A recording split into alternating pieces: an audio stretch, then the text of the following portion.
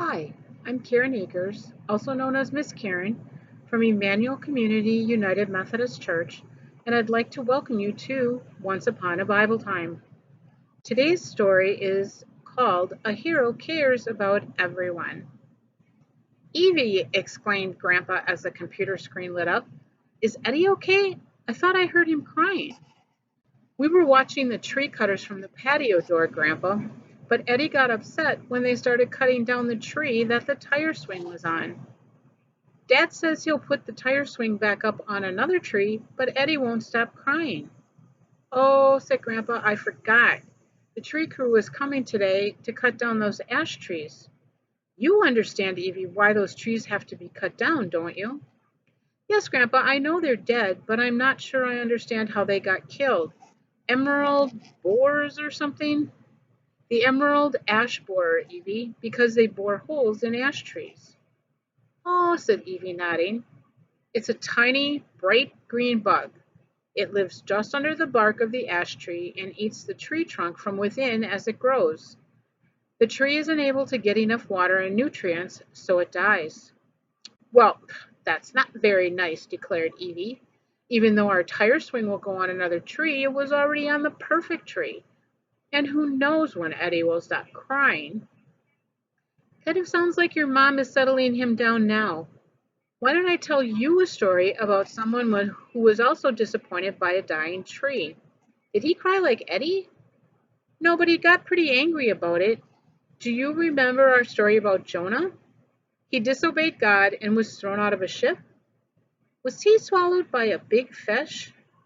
That's the guy. Do you remember why he was on the ship? No, Grandpa, not really. Oh, wait, was he running away? Yes, Evie. God instructed Jonah to go to Nineveh because the people there were worshiping other gods. They weren't obeying the one true God. Well, Jonah finally started off towards the huge city of Nineveh. This city was so big, it took 3 days to walk across it. Jonah entered the city and started walking. All the time he was warning people that God was unhappy with their behavior. In 40 days, the one true God will destroy the people in this wicked city, Jonah shouted, just as God had instructed him to do. What do you think the people of Nineveh did, Evie? Do you think they changed, or do you think they kept worshiping their false gods? Remember the story you told me last time, Grandpa, about all the people who thought their God could light the altar? They only changed their mind when they saw what God could do. I think the people of Nineveh probably didn't change right away either. I bet God had something to show them.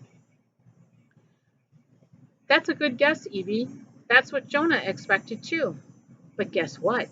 The people of Nineveh believed Jonah's message. They started praying to the one true God to forgive them.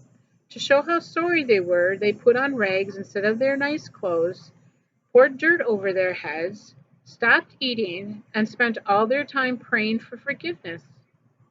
When the king of Nineveh heard about Jonah's warning, he took off his royal robes and put on rags. He issued a ruling that everyone should give up their disobedient ways and follow God. Who knows, said the king, maybe God will have mercy on us. Even though we deserve God's anger, maybe God will show us love. What happened next, Grandpa? Did God destroy the city? No, Evie, God did not. God saw that the people were truly sorry and did not destroy the city. And Jonah became furious. What? Cried Evie. Why would Jonah be upset? The people listened to him and changed. They started obeying God. I thought Jonah would be happy about that.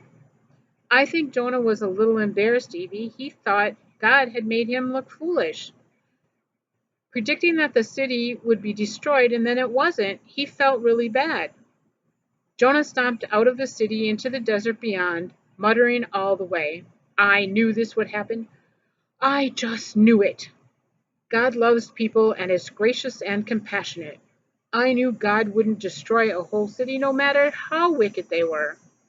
When he got to the desert, far outside the city walls, Jonah saw a small, leafy tree. It was hot and sunny, so Jonah sat beneath its shade. It was very comfortable, and Jonah started to feel better. He fell asleep under the tree. But early the next morning, something surprising happened. A worm came and chewed the tree's trunk, killing it completely. Evie spoke up excitedly. Like the emerald ash borers, Grandpa? Kind of like them, Evie, only more quickly. Instead of 3 to 4 years, this tree died in just a couple of hours. Grandpa continued. By the time the sun was blazing high in the sky, the tree was nothing more than a stick in the ground. Jonah became hotter and hotter. He was thirsty, he got a headache, and he started to feel sick. Finally, Jonah cried out, I wish that I would die along with that tree. God said to Jonah, Are you angry about the tree being killed, Jonah? Of course I am. That tree did nothing wrong and it was helpful to me. Why should it be killed by a worm? You are angry over the death of a tree, said God, but in the city of Nineveh there are 120,000 people that you think should be killed. Even though you did not plant the tree or water it, you are sad that it died. I created all the people of Nineveh. Why would you be surprised that I love them and care about them? I don't want them to die. Evie nodded her head on the computer screen. God is right, Grandpa. People are more important, even more important than trees. Even the backyard trees that have tire swings? Asked Grandpa, smiling. Of course, Grandpa. I'm going to tell this story to Eddie. I think it might help him feel better, don't you? I think just having you near him will help him feel better, Evie. You're a good sister to care about your brother like that. Love you, Grandpa. Bye. Bye, Evie. Love you lots. The end. Thanks so much for listening, everyone. Have a great day. Bye.